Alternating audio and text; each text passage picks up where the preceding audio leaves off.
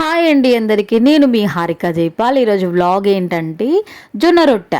So ఎలా చేయాలో అనేది ఇప్పుడు నేను మీకు చూపిస్తాను. So let's go to the video. ఎలా వచ్చాయి రొట్టెలు? బాగా వచ్చాయా? అంత సన్నగా వచ్చాయి చూడండి, మెత్తగా ఎలా ఫోల్డ్ చేస్తే అలా ఫోల్డ్ అవుతున్నాయి అన్నమాట. సో ఇంత సాఫ్ట్గా ఎంత బాగా వచ్చాయో చూడండి, ఎలా ఫోల్డ్ చేస్తే అలా ఫోల్డ్ అవుతున్నాయి. సో మీకు నచ్చాయని అనుకుంటున్నాను. సో నేను ఇవి ఎలా చేశాను అనేది మీకు నేను చూపిస్తాను. చూడండి ఎంత సన్నగా వచ్చాయో. సో నేనైతే 1 మంత్ కాదు, నా మ్యారేజ్ అయిన 6 మంత్స్కి నేను నేర్చుకున్నాను. సో అప్పటి నుంచి నేను పర్ఫెక్ట్గా చేస్తానన్నమాట జొన్న రొట్టె. సో మా అత్త దగ్గరే నేర్చుకున్నాను. అసలు మా సైడ్ జొన్న రొట్టెలు చెయ్యరు. అలాంటి నేనే ఇంత పర్ఫెక్ట్గా నేర్చుకున్నానంటే సో మీరు కూడా నేర్చుకోవచ్చు అని నేను ఈజీగా చెప్పగలను. సో ఇప్పుడు ఎలా చేయాలో నేను మీకు ఈ వీడియోలో చెప్తాను. సో నాకు తెలిసిన టిప్స్ అన్ని మీకు నేను షేర్ చేయాలనుకుంటున్నాను. సో వీడియో అయితే స్కిప్ చేయకుండా వీడియో మొత్తం చూసేయండి. ఫస్ట్ పిండి పట్టించాలి కదా, ఆ పిండి పట్టించేటప్పుడు ఎలా పట్టించాలి, అసలు పిండి కలిపేటప్పుడు ఎలా కలపాలి, రొట్టె కొట్టేటప్పుడు టిప్స్ ఏంటి అన్నీ మీకు నేను షేర్ చేస్తాను. ఫస్ట్ అయితే వాటర్ అనేది బాగా బాయిల్ చేసుకోవాలి. బాగా బాయిల్ చేసి కొంచెం కొంచెంగా వేస్తూ కలపాలన్నమాట. సో మొత్తం ఒకటేసారి వాటర్ ఎక్కువ వేయకూడదు. సో కొంచెం కొంచెం వేస్తూ పిండి మొత్తాన్ని కలుపుకోవాలన్నమాట. ఇప్పుడు నేను చూపిస్తున్నాను కదా, అలా బాగా బాయిల్ చేయాలి వాటర్. సో మీకు చేతితో కలపడం రాదు అనుకుంటే స్పూన్తో అయినా కలపొచ్చు. సో దేనితో కలిపినా పెద్ద ప్రాబ్లం ఏం లేదు. మొత్తం దగ్గరికి కలిపిన తర్వాత అది కొంచెం గోరువెచ్చగా అయిన తర్వాత ఆ తర్వాత చేతితో కలిపేసేయండి. సో చేతితో మాత్రం బాగా నేను చూపిస్తున్నాను కదా అలా కలపాలి. ఫస్ట్ పాయింట్, పిండి ఎంత బాగా కలిపితే రొట్టె అంత బాగా వస్తుందన్నమాట. అది మాత్రం బాగా గుర్తుపెట్టుకోండి. ఒక్కసారి వాటర్ ఎక్కువ పోయకూడదు, కొంచెం కొంచెంగా వేస్తూ బాగా కలపాలి. ఇది ఫస్ట్ పాయింట్ నేను చెప్తానన్న వాటిలలో. సో నువ్వు ఎంత ఎక్కువసేపు కలిపితే రొట్టె అంత బాగా వస్తుందన్నమాట, పగులు రాకుండా. సో రొట్టె పగులు రాకుండా ఉండాలంటే ఫస్ట్ పాయింట్ పిండి కూడా బాగా కలపాలి. సో ఆ పిండి ఎలా పట్టించాలనేది నేను చివరిలో చెప్తాను. సో నేను చూపిస్తున్నాను కదా, ఇలా కలపాలి బాగా. నేను చూపిస్తున్నట్టు మొత్తం పిండిని మొత్తం కిందికి మందికి తిప్పేసి కొట్టేసి పాదేసి ఎలాగో అలాగా మీకు ఎలా వస్తే అలాగా. సో మొత్తం సాఫ్ట్గా అయ్యేటట్టు కలపాలి. అలా అని పిండి గట్టిగా కలుపుకోకూడదు. మరీ గట్టిగా కలుపుకుంటే రొట్టె మందం వస్తుంది, జరగదు కూడా. సో మరీ పలుచగా కలుపుకుంటే చేతికి అతుక్కుపోయి చిరిగిపోతుంది. సో సాఫ్ట్గా ఉండాలి. అయితే ఒక రౌండ్ ఇప్పుడు మనం కొంచెం పిండి తీసుకొని దాన్ని రౌండ్గా చేస్తే దానికి కూడా కొంచెం పగులు కూడా రాకూడదు. ఇట్లా లైన్ లాగా వస్తుంది కదా మనం రౌండ్ చేసినప్పుడు, అలా కూడా రాకూడదు అనమాట. సో ఇప్పుడు నేను చూపిస్తున్నట్టు ఒక రొట్టె మాదిరి చేస్తాం కదా, అలా చేసిన దానికి పగులు వచ్చినా మళ్ళీ కలిపి మళ్ళీ చేయాలి. అలా చేసుకున్న దానికి ఒక్క పగులు కూడా రాకపోతేనే అది మనం పీట మీద పెట్టి కొట్టాలన్నమాట. సో లేకుంటే రొట్టె మొత్తం పగుళ్ళు వస్తాయి. ఇప్పుడు ఏమన్నా మనం ఇలా కొట్టేటప్పుడు చిన్న చిన్నగా సైడ్స్కి ఏమన్నా పగిలినట్టు అనిపిస్తే కొంచెం అంటే పగిలినట్టు అనిపిస్తే మనం దాన్ని మళ్ళీ అడ్జస్ట్ చేయొచ్చు ఫింగర్స్ తోటి. సో ఇప్పుడు నేను చూపిస్తున్నాను కదా, అలా కొట్టాలి. పిండి ఎప్పుడూ గట్టిగా కలుపుకోకూడదు. గట్టిగా కలుపుకుంటే రొట్టె జరగదు. అలానే పలుచగా కలుపుకుంటే చేతికి అతుక్కుపోతుంది. అట్ ద సేమ్ టైం కింద పిండి మరీ ఎక్కువ వేయకూడదు, మరీ తక్కువ వేయకూడదు, నార్మల్గా వేయాలి. బట్ నేను ఎంత కొంచెం పిండి వేసినా అది రొట్టె కింద తప్ప కింద సైడ్కే పడిపోతుంది. మనం రొట్టె ఎక్కడైతే కొడతామో, ఈవెన్ పీట మీద అయినా బండ మీద అయినా ఎక్కడ కొట్టినా సరే అక్కడ తడి చెమ్మ ఏం లేకుండా చూసుకోవాలి. ఎందుకంటే అది అతుక్కుపోయి రొట్టె అట్లా కూడా జరగదనమాట, చిరిగిపోతుంది. మన ఫింగర్స్ కొడితే దానికి అట్లనే అతుక్కపోయి జరగదు. ఒక్కొక్కసారి అంత బాగానే ఉన్న రొట్టె జరగదనమాట. చెమ్మ ఉంటుంది కదా, అప్పుడే కడిగి ఉంటాం కదా పీట కానీ అంతా కానీ. సో అప్పుడు కూడా రొట్టె జరగనప్పుడు మనం చేతితో వాటర్ అద్ది, ఆ వాటర్ తోటి లెఫ్ట్ హ్యాండ్తో వాటర్ అద్ది రొట్టె జరిపి రైట్ హ్యాండ్తో పిండి అద్దుకొని కొట్టాలి. అలా కొడితే రొట్టె జరుగుతుంది. చూడండి ఎంత సింపుల్గా లేపేసాను, పర్ఫెక్ట్గా పెంకు నిండా వచ్చిందనమాట. సో ఇంకా పెద్ద కొట్టొచ్చు, ఆ పీట ఎంతవరకు ఉందో అయితే అంతవరకు అయితే కొట్టేశాను.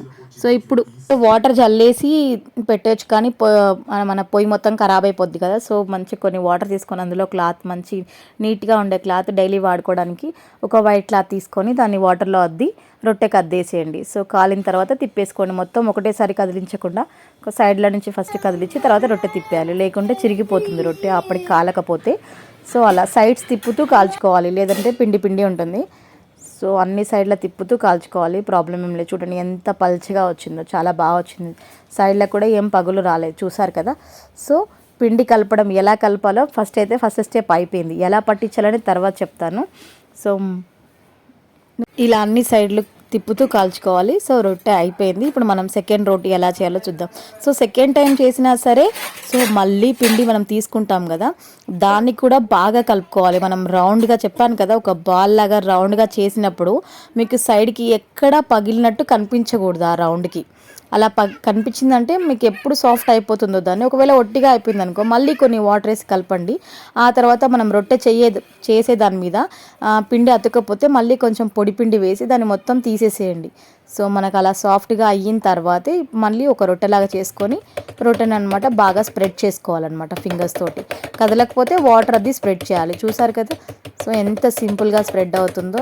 పెద్ద కష్టం అయితే ఏమీ ఉండదు, పిండి కలుపుకోవడంలోనే ఉంటుంది. గట్టిగా కొట్టుకున్న వాళ్ళకి రొట్టె చెరగకుండా పగుళ్ళు వస్తాయి అన్నమాట. మరీ పలుచగా అయితే చేతికి అతుక్కుపోతుంది. సో ఇది బాగా గుర్తుపెట్టుకోండి. నేనైతే పెళ్ళైన 6 months తర్వాత నేర్చుకున్నాను. నేర్చుకోవడానికి కూడా ఆల్మోస్ట్ 2-3 డేస్లో నేర్చేసుకున్నాను. ఫస్ట్ 2 days బాగా అబ్జర్వ్ చేశాను, ఆ తర్వాత నేర్చేసుకున్నాను. సో అయిపోయింది ఆల్మోస్ట్ రొట్టె కొట్టడం కూడా.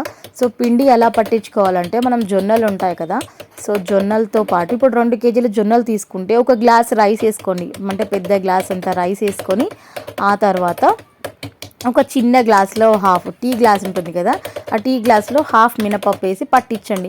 ఇప్పుడు మనం పిండి పట్టించడం కూడా ఎలా పట్టిస్తారు, మెత్తటిగా సాఫ్ట్గా కార్న్ఫ్లోర్ లాగా కానీ గోధుమ పిండి లాగా కానీ పట్టిస్తారు. అంతకన్నా కొంచెం ముందు ఎలా ఉంటుందో పిండి అలా పట్టమని చెప్పాలి. మరీ మెత్తగా పట్టొద్దని చెప్పాలి జొన్న రొట్టెకి ఎప్పుడైనా. చూసారుగా ఎంత పల్చగా వచ్చిందో. సో ఎంత పల్చగా అంటే అంత పల్చగా మనం కొట్టేసుకోవచ్చు అనమాట. సో మీకు చూపిస్తుంటే చిరిగిపోయింది, దానికి కూడా వట్టి పిండి వేసి అద్దేసి అడ్జస్ట్ చేశాను. సో చూడండి ఎంత ఈజీగా పైకి లేసింది. ఎంత పల్చగా ఉన్నా సరే రొట్టె చిరిగిపోదు, సింపుల్గా చేసేయచ్చు. చూసారు కదా సెకండ్ రోటీ కూడా ఎలా చేశానో. సో ఇలాగే మనం అన్ని రోటీస్ కాల్చుకోవచ్చు. జొన్న రొట్టె చేయడం పెద్ద కష్టం కాదు. పిండి పట్టించుకోటేటప్పుడు 2 kg జొన్నలకి 1 గ్లాస్ రైస్ తీసుకొని టీ గ్లాస్లో హాఫ్ గ్లాస్ మినపప్పు తీసుకొని వేసి అన్నీ కలిపి పట్టించేసేయండి. ఆ తర్వాత పిండి కలుపుకునేటప్పుడు బాగా వేడి వాటర్ తీసుకోండి. పట్టించిన రోజు మాత్రం ఆల్రెడీ పిండి వేడిగానే ఉంటుంది కాబట్టి గోరువెచ్చగా తీసుకున్నా సరిపోతుంది. నెక్స్ట్ డే నుంచి మాత్రం బాగా వేడి ఉండేలా చూసుకోండి. వాటర్ మాత్రం కొంచెం కొంచెంగా వేస్తూ కలపాలి. అలా కలిపిన తర్వాత మనం చుట్టిన రౌండ్కి ఎటు సైడ్ చూసినా పగులు రాకూడదు, మొత్తం సాఫ్ట్గా రౌండ్గా ఉండాలన్నమాట. అర్థమైంది కదా. అలా ఉండిన తర్వాత మనం ఒక చిన్న రొట్టెలాగా స్ప్రెడ్ చేస్తాం కదా దాన్ని, అంటే 2 హ్యాండ్స్తోని అలా స్ప్రెడ్ చేసినప్పుడు సైడ్లు కూడా చూసుకోండి. అటు సైడ్లో పగులు రాలేదనుకోండి, సో పర్ఫెక్ట్ అనమాట. మీరు రొట్టె కొడితే ఇంకా ఎక్కడ దానికి పగులు రాకుండా కంప్లీట్ అయిపోతుంది అన్నట్టు. చూడండి ఎంత పలుచగా ఉన్నా బాగా పొంగుతాయి అన్నమాట. పొంగడం అంటే పూరిలా కాదు, నేను కొంచెం ఒట్టిగానే కాలుస్తాను.